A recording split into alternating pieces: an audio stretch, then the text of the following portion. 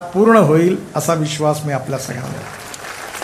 म्हणजे हा मुंबई दिल्ली तर 1,00,000 कोटीचा आहे. हा जो सुरत चेन्नई आहे हा 70,000 कोटीचा आहे. जवळपास 10,00,000 कोटी रुपयाचे द्रुतगती महामार्ग मी बांधतोय. याची संख्या 57 आहे. आणि त्यामुळे पहिल्यांदा जसं नॅशनल हायवे होता आता ॲक्सिस कंट्रोल एक्सप्रेस हायवे आहे. त्यामुळे आपल्याला रोडवर कुठेही हे होणार नाही. 178 टनेज 460 किलोमीटरच्या 2.5 कोटी रुपयाच्या आम्ही सध्या बांधायला घेतल्यात. एक सगळ्यात महत्त्वाचं म्हणजे एक आपल्या ज्या माझी आई मरण्याच्या पूर्वी मला ती गाणगापूरला गेली होती. ती मला म्हणाली की नितीन एवढा रस्ता खराब आहे म्हणून माझी पाठ खिळखिळी झाली म्हणे. आता मला नाही वाटत मी पुढल्या वेळी जाऊ शकेन पण तुला करता आलं तर एक काम कधी कर म्हणे, हा रस्ता चांगला कर.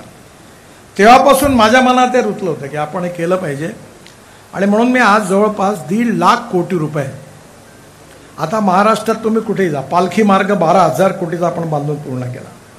तुम्ही माहूरला जा, तुम्ही तुळजापूरला जा, तुम्ही अक्कलकोटला जा. मी पहिले सगळे धार्मिक स्थळं जी होती ती पूर्ण केली. यामध्ये राम वन गमन यात्रा हा 8,000 कोटी रुपयाचा मार्ग 55% पूर्ण झाला. राम जानकी मार्ग नेपाळपर्यंत नेला आहे, तो 47% पूर्ण झाला. अयोध्या 84 कोशी परिक्रमा मार्ग हा जवळपास 8,000 कोटीचा असं काम सुरू झालं. ब्रज कोसी परिक्रमा मथुरेचा हा 6,000 कोटीचा DPR पूर्ण झाला, आता टेंडरमध्ये जाईल. अयोध्याचा रिंग रोड हा आत्ता काम सुरू झालं, हा 6,000 कोटी रुपयाचा. आणि बुद्ध सर्किट म्हणजे ज्या ठिकाणी भगवान गौतम बुद्धांचा जन्म झाला, ज्या ठिकाणी ते तिथे राजे होते ते गाव, ज्या ठिकाणी त्यांना ज्ञान प्राप्त झालं आणि ज्या ठिकाणी त्यांचा देवासाठी सगळ्या ठिकाणी एक बुद्ध सर्किट म्हणून मी सिमेंट कॉन्क्रीटचा 22,000 कोटी रुपयाचा रस्ता पूर्ण केला. एक खूप योगायोग घडला की जगातले सगळे बौद्ध भिक्खू बौद्ध गयेला एकत्रित झाले होते. ते माझ्या मागे लागले की तुम्ही काही करा, याला या.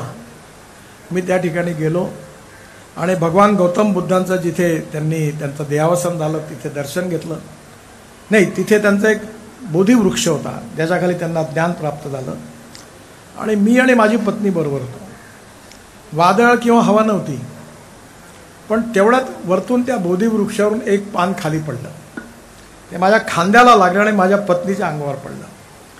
त्या ठिकाणी हाँगकाँग, थायलंड, इंडोनेशिया, मलेशिया, चायना, कारण सगळे मेजॉरिटी बाहेरचे बौद्ध भिक्खू होते. त्यामुळे मी तिथे इंग्लिशमध्येच कार्यक्रम सुरू होता. आणि त्यानंतर त्या सगळ्यांनी बौद्धांची प्रार्थना करून मला आशीर्वाद दिला.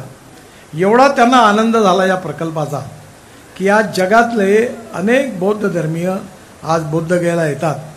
यामुळे टुरिझम वाढलं, रिलिजियस टुरिझम वाढल्यामुळे टुरिझम हे असं सेक्टर आहे की ज्यामधून 49% कॅपिटल इन्व्हेस्टमेंट ही रोजगार निर्माण होण्याकरता खर्च होते. त्यातून हा जो बौद्ध परिक्रमा जी आहे बौद्ध सर्किट हा पूर्ण झाला. 4 धाम बद्रीनाथ, केदारनाथ, गंगोत्री, यमुनोत्री हा रस्ता जवळपास 825 किलोमीटरचा आहे, 12,500 कोटीचा.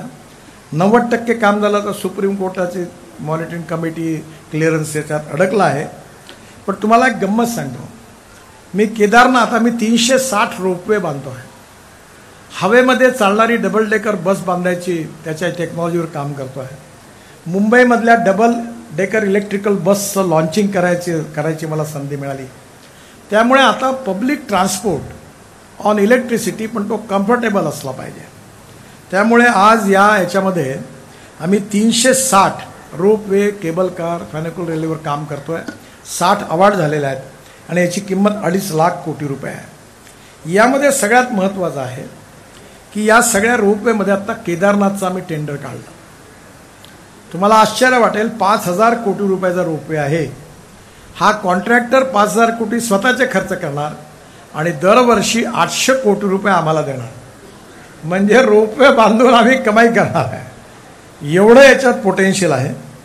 एक स्वप्न माझं आहे ते म्हणजे मानस सरोवरला जाण्याकरता आपल्याला एकतर नेपाळमध्ये जावं लागतं किंवा आपण इकडनं विशेषतः सिक्कीममधून तिकडनं एक मार्ग आहे. पण या सगळ्यामध्ये माझी इच्छा आहे की आपल्या भारतातून मार्ग झाला पाहिजे.